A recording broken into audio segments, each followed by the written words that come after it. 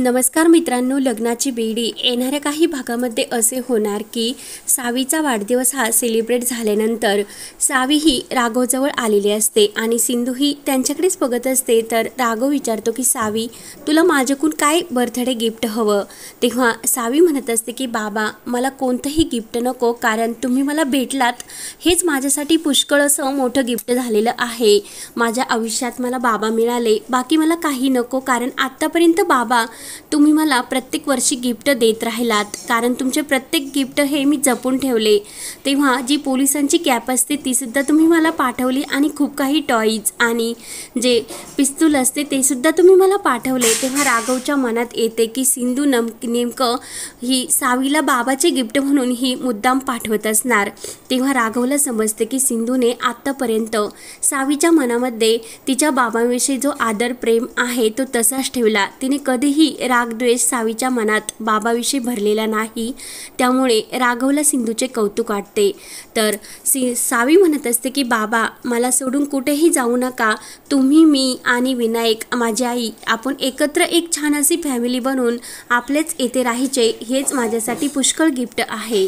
तर लगेच सावी प्रेमाने आय लव्ह यू बाबा असे बोलते आणि राघवला प्रेमाने मिठी मारते। त्यानंतर मधू ही सर्व बघत असते। तर मधू म्हणते की सावी, मी तुमच्या ग्रुपमध्ये नको का? तेव्हा सावी म्हणते की तुम्ही सुद्धा चांगली आंटी आहात आणि तुम्ही तर फोटो खूपच छान काढतात, त्यामुळे आमच्या फॅमिलीचा आणखीन एक सुंदर फोटो तुम्ही काढा। मधूला आणखीनच वाईट वाटते। त्यानंतर राजश्रीचा फोन हा मधूला येतो आणि मधूला विचारत असते की तुम्हाला घरी येण्यासाठी किती अजून वेळ आहे, कारण मला सावीच्या वाढदिवसाचं सेलिब्रेशन हे धूमधडाक्यात करायचं। त्याचा वाढदिवससुद्धा आपल्या घरी हा पहिला वाढदिवस आहे, त्यामुळे रत्नपारखी कुटुंबात आपल्या नातीचा वाढदिवस हा धूमधडाक्यात साजरा व्हायलाच हवा। तेव्हा मधू म्हणत असते की आई, तुमच्या मनाला वाटेल ती सगळी तयारी तुम्ही करा, कारण आज राघव आणि सिंधूच्या लग्नाचा सुद्धा वाढदिवस आहे। तर ते ऐकून राजश्रीला खूप मोठा धक्का बसतो आणि राजश्रीच्या लक्षात येते की खरंच आज राघव आणि सिंधू यांच्या लग्नाचा सुद्धा वाढदिवस आहे। तेव्हा राजश्री म्हणत असते की मधू, तेथे सर्व व्यवस्थित तर आहे ना? तेव्हा मधू मात्र रडत असते। राजश्रीला वाईट वाटते की मधूला नेमकं काय झाले असेल। तेव्हा मधू लगेच फोन कट करते। त्यानंतर राघव सिंधूकडे येतो आणि सिंधूला म्हणतो की थँक्यू सिंधू, की आत्तापर्यंत तू सावीच्या मनामध्ये कधीही माझ्याविषयी द्वेष राग भरला नाही। इतक्या दिवस सावी माझ्यापासून दूर होती, तरीसुद्धा तू ते तिचे बाबाविषयी असणारे प्रेम माया सर्व तसेच ठेवले। सिंधू म्हणत असते की माझे जे कर्तव्य आहे ते मी पूर्ण करत आले आणि माझ्या मुलीच्या मनामध्ये तिच्या बाबाविषयी का राग भरायचा, आणि ज्या नात्यामध्ये आता काही अशी किंमतच राहिलेली नाही तर ते नाते समजून काय उपयोग। तेव्हा राघव म्हणत असतो की सिंधू असे का बोलतेस, माझ्या मनामध्ये सावीविषयी खूप प्रेम आहे, कारण इतक्या दिवसातून मला माझी मुलगी मिळाली। आणि तर सिंधू म्हणत असते की राघव सर, त्यावेळी जर माझे ऐकले असते की मधूला तुम्ही जेलमधून सोडवले नसते तर आज आपली फॅमिली एक सुंदर फॅमिली असती। राघव म्हणतो की सिंधू, माझी खूप मोठी चूक झाली, पण मला माफ कर, आणि आता मधूसुद्धा खूप बदललेली आहे, तू प्लीज तिच्यावर विश्वास ठेव, पण आत्ता जे काही आरोप तिने तुझ्यावर केले त्याच्याबद्दल मी तुझी माफी मागतो। सिंधू म्हणते की मला तुमच्या सॉरी आणि थँक्यूची काही एक गरज नाही, जे माझे कर्तव्य आहे ते मी पूर्ण करत आले। त्यानंतर शाळेतील जे काही प्रिन्सिपल मॅडम असतात तर त्या सर्वांना एकत्र बोलवतात आणि सर्वांना हे घोषित करतात की आज आपण स्टुडंटच्या प्रत्येक पॅरेंट्सबरोबर एक गेम खेळणार आहोत आणि जे स्टुडंटचे पॅरेंट यामध्ये जिंकणार त्यांना एक खूप मोठं असं क्वीन फादर आणि क्वीन मदर असे पारितोषिक मिळणार। तेव्हा त्या प्रिन्सिपल मॅडमने एका गोल तंबूमध्ये काही चिठ्ठ्या टाकलेल्या असतात, म्हणजे प्रत्येक विद्यार्थ्यांच्या पॅरेंटच्या नावाच्या। तेव्हा एक मुलगी प्रत्येक त्यातून एक चिठ्ठी काढत असते, तर काही स्टुडंटचे पॅरेंटची त्यामध्ये नावे येतात। तर एकमेकांच्या आवडीनिवडी ह्या एकमेका किती जाणून घेतात आणि त्याबद्दल त्यांना किती माहिती आहे असे त्यामध्ये असते। तेव्हा नंतर मधू आणि राघव यांची चिठ्ठी निघते, म्हणजे विनायकच्या पॅरेंटची। तेव्हा मधू आणि राघव तेथे जातात, तर जो मधूचा आवडता कलर आहे तो एका ब्लॅक बोर्डवर मधू लिहित असते। तर राघवला विचारले जाते की मधूचा आवडता कलर कोणता आहे। तेव्हा राघवला काही सांगता येत नसते। तेव्हा त्यानंतर मधूचे आवडते गाणं कोणतं आहे हे सुद्धा राघव ओळखत नाही, त्यामुळे मधू आणि राघवची सुद्धा जोडी यामध्ये हरली जाते। मधूने मात्र राघवच्या प्रत्येक आवडीनिवडीचे मस्त असे उत्तर दिलेले असते, कारण तिला राघवच्या प्रत्येक आवडी माहिती असतात, पण राघवला मात्र मधूच्या कोणत्याही अशा चांगल्या हॉबीज माहिती नसतात, त्यामुळे राघव हा मधूपुढे हरलेला असतो। त्यानंतर वेळ येते सिंधू आणि राघवची। मधू मात्र राघववर खूपच नाराज झालेली असते, कारण राघवला तिच्या चॉईसबद्दल अजूनपर्यंत माहिती नसते। तेव्हा सिंधूला मधू आणि राघवच्या प्रेमामधील सत्य समजलेले असते। त्यानंतर वेळ येते राघव आणि सिंधूची चिठ्ठी निघलेली असते। सावीला मात्र खूप आनंद होतो। सावी म्हणत असते की आता माझे आईबाबा जिंकणार। तर जेव्हा राघवला विचारले जाते की सिंधूचं आवडतं सॉन्ग कोणतं आहे, तेव्हा सिंधूने त्या ब्लॅक प्लाटीवर लिहिलेले असते तिचे आवडते सॉन्ग की साथ निभाना साथिया। तेव्हा राघवने सुद्धा ते सॉन्ग म्हटलेले असते।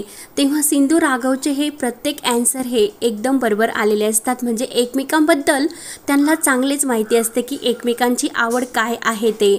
तेव्हा सर्वजण त्यांचे खूप कौतुक करत असतात। तर मधूचा आणखीनच जळफळाट होतो, कारण तिला वाटते की राघवने इतक्या दिवस त्याच्या आयुष्यात येऊन माझ्या कोणत्याही आवडीनिवडी त्याला माहिती नाही, पण सिंधूच्या आवडीनिवडी अजूनपर्यंत त्याच्या लक्षात आहे। तेव्हा आजची जे काही विनर असते ते सिंधू ही क्वीन मदर बनलेली असते आणि राघव हा क्वीन फादर। तेव्हा राघवला क्वीन फादरचा आणि सिंधूला क्वीन मदरचे ते पारितोषिक मिळालेले असते। सावी आणि विनायक यांना खूप आनंद झालेला असतो। तर सावी मस्त असा त्यांचा फोटो मधूला काढण्यासाठी सांगते। मधू मात्र खूप रडत असते, तिला खूप वाईट वाटत असते। त्यानंतर इकडे राघव, सिंधू, विनायक आणि सावी एकमेकांबरोबर गप्पा करत असतात। मधू मात्र एका ठिकाणी अशी शांत रडत असते।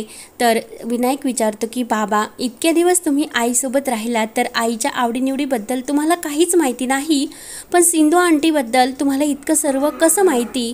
तर सावीसुद्धा तोच प्रश्न राघवला विचारत असते। तर राघव सिंधूला काय उत्तर द्यावे हे समजत नाही।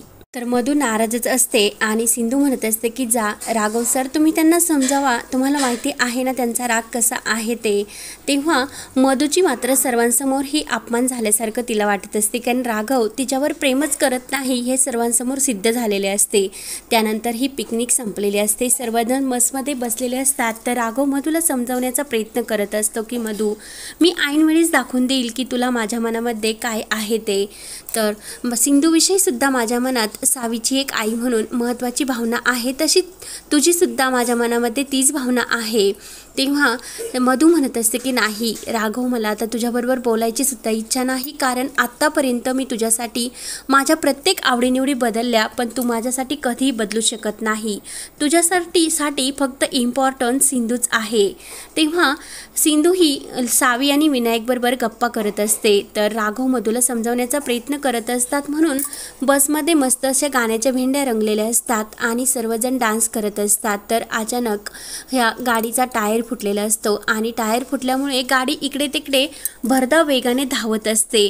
सर्वजण हे काय करावे कुणाला काहीच समजत नाही। सर्वांना मात्र खूप असा धक्का बसलेला असतो आणि सर्वजण घाबरलेले असतात। तर सिंधूच्या डोक्याला जब्बर मार लागतो आणि मधूला सुद्धा डोक्याला जखम झालेली असते।